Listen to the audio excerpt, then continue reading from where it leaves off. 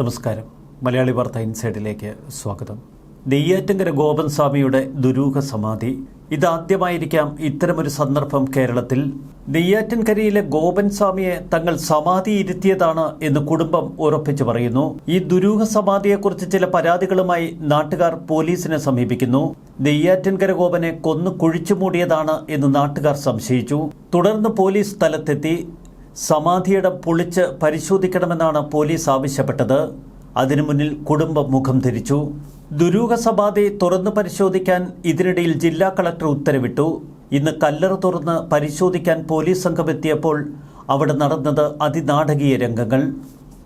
Sub collector ആൽഫ്രഡിന്റെ നേതൃത്വത്തിലാണ് police അവിടെ എത്തിയത്. ഫോറൻസിക് സംവിധാനം ഉൾപ്പെടെ വേണ്ട എല്ലാ തയ്യാറെടുപ്പുകളും പോലീസ് നടത്തിയിരുന്നു.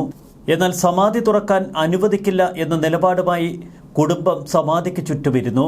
ഭർത്താവ് സമാധിയായതാണെന്നും സമാധി തുറക്കാൻ സമ്മതിക്കില്ല എന്നും ഗോപൻ സ്വാമിയുടെ ഭാര്യ സുലോചന നിലപാടെടുത്തു. തങ്ങളുടെ ക്ഷേത്രഭരണം പിടിച്ചെടുക്കാൻ ശ്രമിക്കുന്നവരാണ് ഇപ്പോഴത്തെ പരാതിക്ക് പിന്നിൽ. ബന്ധുക്കളാരും പരാതി നൽകിയിട്ടില്ല. ഭർത്താവ് കിടപ്പ് രോഗിയായിരുന്നില്ല, നടക്കാനൊക്കെ കഴിയുമായിരുന്നു. ഇതിനിടയിൽ പോലീസ് സമാധി തുറന്നാൽ താൻ ആത്മഹത്യ ചെയ്യും എന്ന് ഭീഷണിപ്പെടുത്തി ഗോപൻ സ്വാമിയുടെ മകൻ രാജസേനൻ രംഗത്തെത്തി. ദുരൂഹതയോ വിശ്വാസമോ? വീട്ടുകാർ കട്ടയ്ക്ക് നിന്നതോടെ ഉടൻ കല്ലറ പൊളിക്കുന്നില്ല എന്ന നിലപാടിൽ പോലീസ്.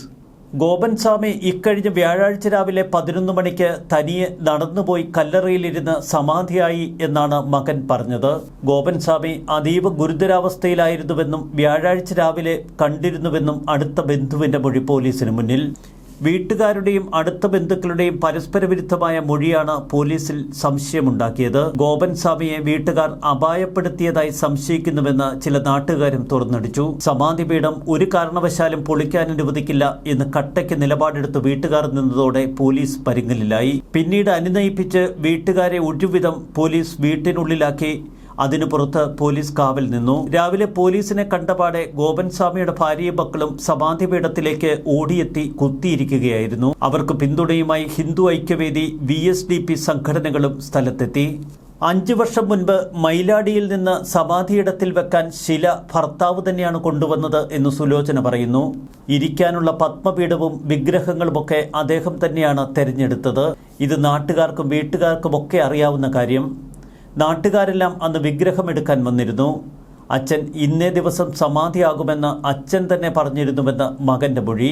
സമാധി സ്ഥലം ഒരു കാരണവശാലും പൊളിക്കാൻ സമ്മതിക്കില്ല. ഹിന്ദു ആചാരങ്ങളെ വ്രണപ്പെടുത്തി ഒരു കാര്യവും ചെയ്യാൻ കഴിയില്ല എന്ന് മകൻ തീർത്തു പറഞ്ഞു.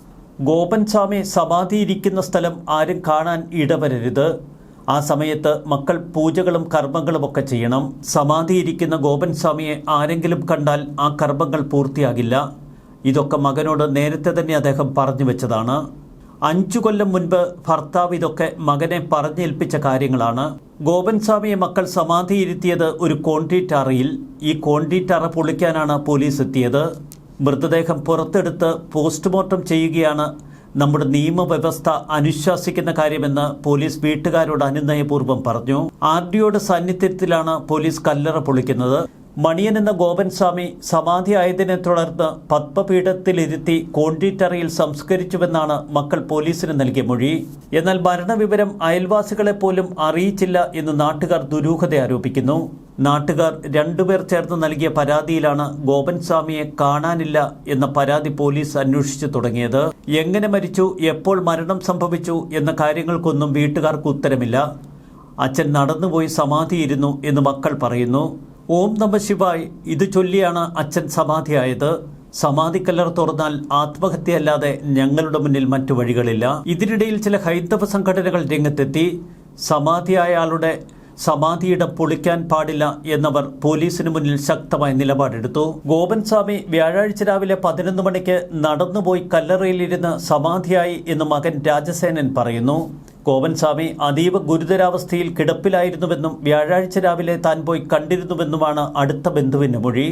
കിടപ്പിലായ രോഗിയെ നോക്കാനുള്ള ബുദ്ധിമുട്ടുകൾ കാരണം ഏതെങ്കിലും തലത്തിൽ അദ്ദേഹത്തെ അപായപ്പെടുത്തിയതാണോ? പോലീസ് പറയുന്നത് മൃതദേഹം മെഡിക്കൽ കോളേജിലെത്തിച്ച് പോസ്റ്റ്മോർട്ടം നടത്തും. പോസ്റ്റ്മോർട്ടത്തിൽ എന്തെങ്കിലും അസ്വാഭാവികതകൾ ഉണ്ടെങ്കിൽ തുടർ നടപടികൾ സ്വീകരിക്കും. വീടിനോട് ചേർന്ന് കൈലാസനാഥ മഹാദേവ ക്ഷേത്രം എന്നൊരു ക്ഷേത്രം നിർമ്മിച്ചിട്ടുണ്ട് ഗോപൻ സ്വാമി. ഇവിടുത്തെ പൂജ ഗോപൻ സ്വാമി നേരിട്ടാണ് ചെയ്തിരുന്നത്. കുറച്ചു മാസങ്ങളായി ഗോപൻ സ്വാമി ചികിത്സയെ തുടർന്ന് കിടപ്പിലും. വർഷങ്ങൾക്ക് മുൻപേ ഗോപൻ സ്വാമി വീട്ടുവളപ്പിൽ സമാധിയിടം നിർമ്മിച്ചിരുന്നു എന്ന കാര്യം നാട്ടുകാരൊക്കെ അംഗീകരിക്കുന്നു. അതിനകത്ത് ഒരു പത്മപീഠവും നിർമ്മിച്ചിരുന്നു. ഇതൊക്കെ അവിടെ നിൽക്കട്ടെ, മരിക്കും മുൻപ് സമാധി ഇരുത്തിയോ എന്നതാണ് നാട്ടുകാരുടെ സംശയം. വ്യാഴാഴ്ച രാവിലെ 10:30 മണിക്ക് നടന്നു ചെന്ന് നേരെ പീഠത്തിലിരുന്ന ഗോപൻ സ്വാമി പത്മാസനത്തിലിരുന്ന് താൻ സമാധിയാകാൻ പോകുന്നുവെന്ന് അദ്ദേഹം പറഞ്ഞുവത്രേ. അതനുസരിച്ചുള്ള പൂജകളും പിന്നീട് ആരംഭിച്ചു. വെള്ളിയാഴ്ച പുലർച്ചെ 3:30 വരെ പൂജകൾ നീണ്ടുനിന്നുവെന്ന്. പിന്നീട് പൂർണ്ണ സമാധിയിലെത്തിയപ്പോൾ ഈ അറ കോൺക്രീറ്റ് സ്ലാബ് ഉപയോഗിച്ച് അടച്ചുവെന്നാണ് മകൻ രാജസേനൻ പറയുന്നത്. കടുത്ത ശിവഭക്തനായ ഗോപൻ സ്വാമിക്ക് തന്റെ സമാധിയെക്കുറിച്ചുള്ള വിവരങ്ങളൊക്കെ കൃത്യമായ ധാരണയുണ്ടായിരുന്നുവത്രേ. സമാധിയായ വിവരം സാധാരണ പരസ്യപ്പെടുത്താൻ പാടില്ല. അതുകൊണ്ടാണ് തങ്ങൾ 2 മക്കൾ ചേർന്ന് അച്ഛന്റെ സമാധിക്രിയകളൊക്കെ നടത്തിയത്. നാട്ടുകാരെയോ വാർഡംഗത്തെയോ അറിയിക്കാനുള്ള ഉത്തരവാദിത്വം വീട്ടുകാർക്കുണ്ടായിരുന്നു എന്ന് പരാതിക്കാർ പറയുന്നു. ഗോപൻ സ്വാമി സമാധിയായി എന്ന പോസ്റ്ററുകൾ പ്രത്യക്ഷപ്പെട്ടതോടെയാണ് നാട്ടുകാരൊക്കെ ഗോപൻ സ്വാമിയുടെ മരണത്തെക്കുറിച്ച് അറിയുന്നത്. നേരത്തെ തൊട്ടടുത്ത വീട്ടുകാർ പോലും ഗോപന്റെ മരണവിവരം അറിഞ്ഞിരുന്നില്ല. സമാധിയായി കുഴിച്ചുമൂടി എന്നൊക്കെ 2 തലത്തിൽ നാട്ടിൽ പ്രചരണങ്ങൾ ആരംഭിച്ചു. ഇപ്പോൾ സമൂഹ മാധ്യമങ്ങളിൽ സമാധിയെക്കുറിച്ച് നിരവധി ചർച്ചകൾ ഉയരുന്നു. യുക്തിവാദിയായ രവിചന്ദ്രൻ പോലും സമാധിയെക്കുറിച്ച് കൃത്യമായ അഭിപ്രായങ്ങളാണ് ഇപ്പോൾ രേഖപ്പെടുത്തിയിരിക്കുന്നത്. മണിക്കൂറുകളും ദിവസങ്ങളും നീളുന്ന സമാധിയിലൂടെ മൃതിയടയുന്നതാണ് മഹാസമാധി. ജീവിച്ചിരിക്കുന്നയാൾ ഉടനടി മരണമടയുന്നതാണ് ജീവൽ സമാധി.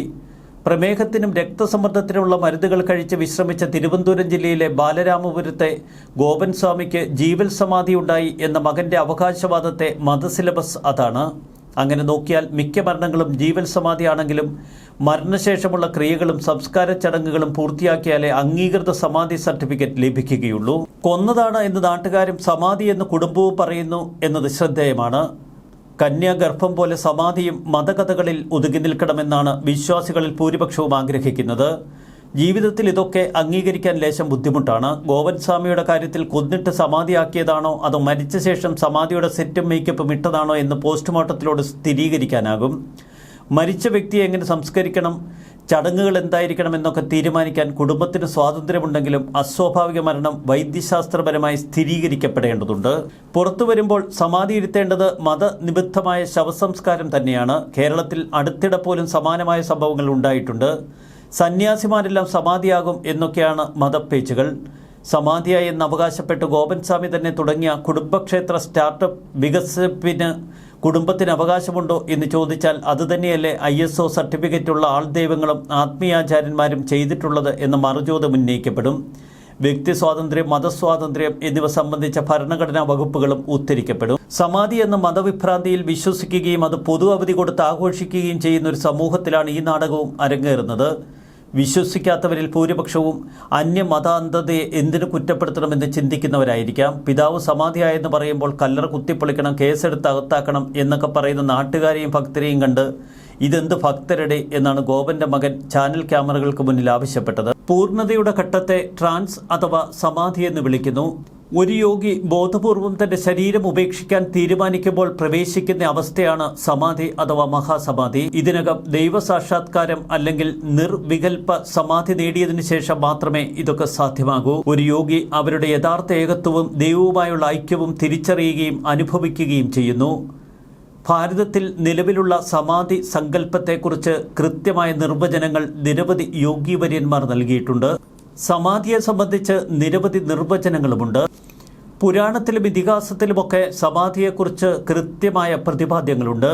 അതുകൊണ്ട് തന്നെ നെയ്യാറ്റിൻകരയിൽ ഉയരുന്ന വ്യത്യസ്ത സ്വരങ്ങൾ ഒരുപക്ഷെ സോഷ്യൽ മീഡിയ ഏറ്റെടുക്കാനുള്ള സാധ്യത നിലനിൽക്കുന്നു. ഹിന്ദു മതപാരമ്പര്യങ്ങളിൽ പലപ്പോഴും സന്യാസിമാരോ ഗുരുക്കന്മാരോ സമാധിയായി എന്ന് കണക്കാക്കുന്ന നിരവധി സന്ദർഭങ്ങൾ ഉണ്ടായിട്ടുണ്ട്. പിന്നീട് അവരെ ബഹുമാനിക്കാനായി സമാധി സ്ഥലങ്ങൾ ഉയർന്നു വരുന്നു. അത്തരം ആത്മാക്കൾ മഹാസമാധിയിലേക്ക് കടന്നതായി പറയപ്പെടുന്നു. വിശുദ്ധർക്ക് ഭൂമി സമാധി നൽകുന്നു എന്നൊക്കെയാണ് പൗരാണിക സങ്കല്പം. സമാധി പീഠമൊരുക്കാൻ കൃത്യമായ നിർവചനങ്ങളുമുണ്ട്.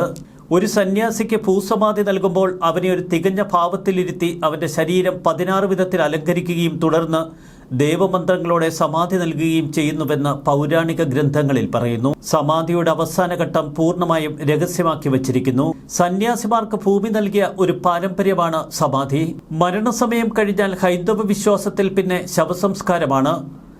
എന്നാൽ സമാധി പൊതുവെ യോഗാഗ്നിയാൽ ശുദ്ധീകരിക്കപ്പെട്ടവർക്കുള്ളതാണ് എന്ന് കണക്കാക്കുന്നു. യോഗാഗ്നിയാൽ ശുദ്ധീകരിക്കപ്പെട്ടവർ യോഗികൾ, സന്യാസിമാർ തുടങ്ങി വളരെ പുരോഗമിച്ച ആത്മാക്കൾക്കായി നീക്കിവെച്ചിരിക്കുന്നതാണ് സമാധി. മരണസമയം അവർ സമാധിയിലൂടെ കടന്നുപോകുന്നു. വിശ്വാസവും പാരമ്പര്യവുമൊക്കെ ഒരു വശത്ത്. അവിടെയാണ് സമാധി എന്ന ആയുധം ഉയർത്തി ഒരു കൂട്ടം ആളുകളും വീട്ടുകാരും കട്ടയ്ക്ക് നിൽക്കുന്നത്. മറുവശത്ത് നമ്മുടെ നിയമ സംവിധാനങ്ങൾ അനുശാസിക്കുന്ന ഭരണക്രമമുണ്ട്. അതുകൊണ്ട് തന്നെ സാധാരണ ജനങ്ങൾ ചോദിക്കുന്നു, നെയ്യാറ്റിൻകര ഗോപനെ കൊന്നു കുഴിച്ചു മൂടിയതാണോ? ന്യൂസ് ഡെസ്ക് മലയാളി വാർത്ത ഇൻസൈറ്റ്.